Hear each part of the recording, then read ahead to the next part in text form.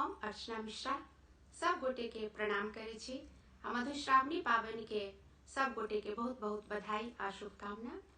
यही उपलक्ष्य में आई हम अहाँ सबके पावन के एक बहुत सुंदर सनक गीत सुनाबो जा रहल छी।